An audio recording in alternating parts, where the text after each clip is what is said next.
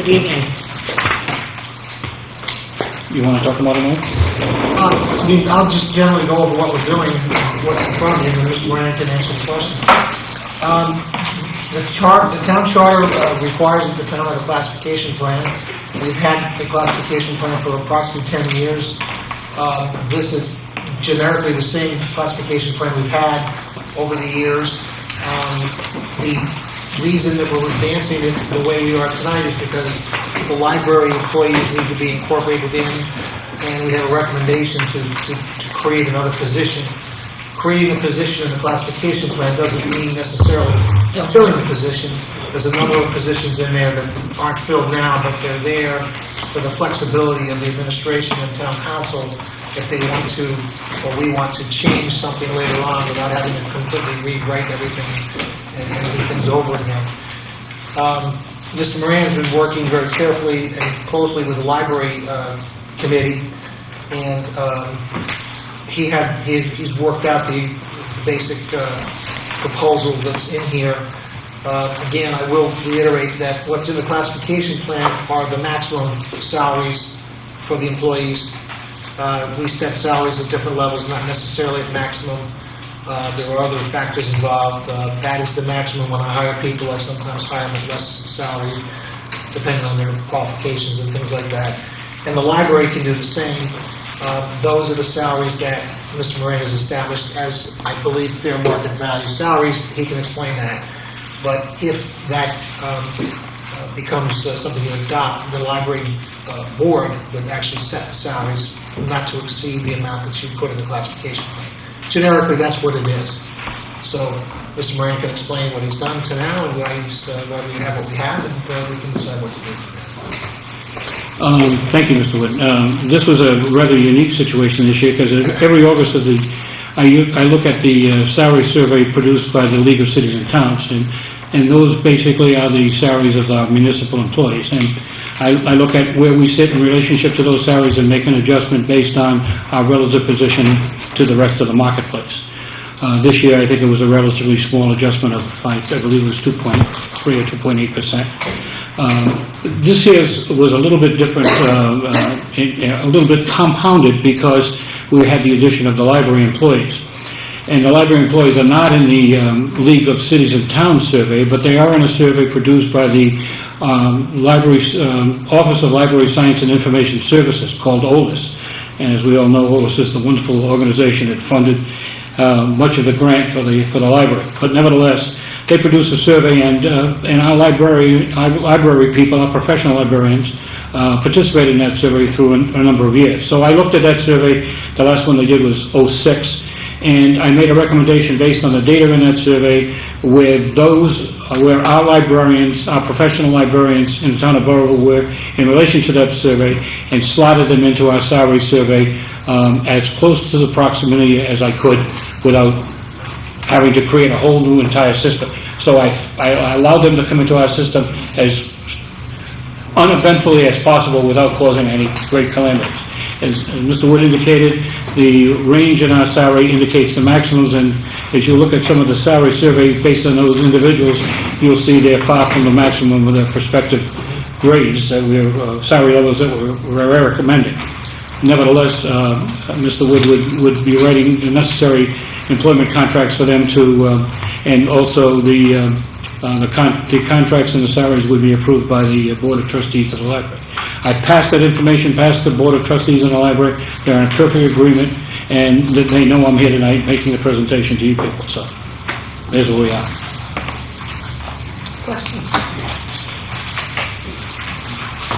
What is the incentive opportunity? What does that represent? The incentive opportunity was a program that we developed at the onset of the classification program 10 years or so ago, when Burrill's average salaries lagged woefully to the marketplace.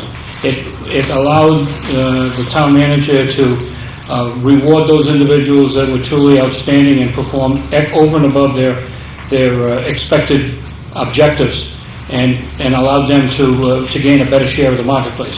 As we move closer, as we've done a much better job of moving ourselves closer to the average salary, we both feel that the incentive percentage needs to be reduced to the 5% range as opposed to the 10% range. Let me also elaborate, and I believe I've said this a number of times. When we went into this plan, most municipal employees in most places, including union and management people, have a mechanism in their contracts called longevity. That's a guaranteed payment regardless of your performance. In Burrill's case, it ranges up to 7% in some of our union contracts, and the management employees had those same things in their contracts. As a trade-off to eliminate the guaranteed payment, we implemented this program as another opportunity for the employees to still make some money, but based on performance rather than based on the fact that they've been here for 5, 10, or 20 years. So we felt it was a good trade-off, a good incentive for the employees, a good way to reward those who worked hard and did good things and get some of the traditional stuff that makes government as distasteful as it is to many people. So it's not as easy to get out of union contracts because it's a core principle there, but this was the trade-off that the employees at the time made when we went into this program, and all new employees know it when they come in. So again, to give it, if you have a $60,000 salary and you have a 7% longevity payment, that's what, $4,200 guaranteed payment. That is no longer the case for supervisory people.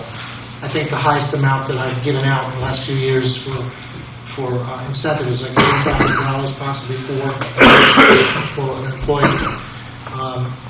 And in essence, that's the trade-off that we made. We think it's a reasonable compromise, and I think it's produced some good results for the town of Borough over the years. If you take a look at the amount of turnover that we've had in the last 10 years, it's dramatically reduced. We've been able to attract, retain, and reward those people whose skills and abilities the town really needs to make sure it grows and continues to prosper. We don't have the problem we used to have of recruiting people, because nobody wanted to come here because the salaries weren't competitive. We don't have that issue anymore. Respectfully, Mr. Moran, our salaries in relation to some of our neighboring towns, specifically Woonsocket, and I'm going to reference some information that I was given recently, which relates to salaries of DPW employees. North Smithfield is going through some contract negotiations now, and the current salaries are behind Borough by as much as 50%. It is significant. Would it be prudent at this point, seeing as though we are in a difficult time financially, to remove the incentive completely, seeing as though the salaries are typically higher than the surrounding area? Let me answer the question. Sure. The incentive money is still a discretionary thing by the town council. We have a fund set up that you can fund or not for incentives. And it's specified in, I think if you read the classification plan, that it is something the council needs to fund from time to time. And that will be coming up this year for your consideration. So the plan can still contain the incentive program. If the council decides that there is a financial problem, they don't want to fund it, you can not fund it. And there's no loss or no harm to the employees per se. Notwithstanding that, I think, you ought to consider that when the time comes. Because again, when we did this was the trade-off that the employees made. They were hired, they understood that there was a trade-off there. And the other thing I want to mention is this system we're talking about here tonight doesn't incorporate union employees. This is only management people. This is only 15 or 13 department heads and the 5 new people that are in the library. So this does not incorporate the entire town body by any means. Only the supervisory and non-union type people. So it's not a lot of people.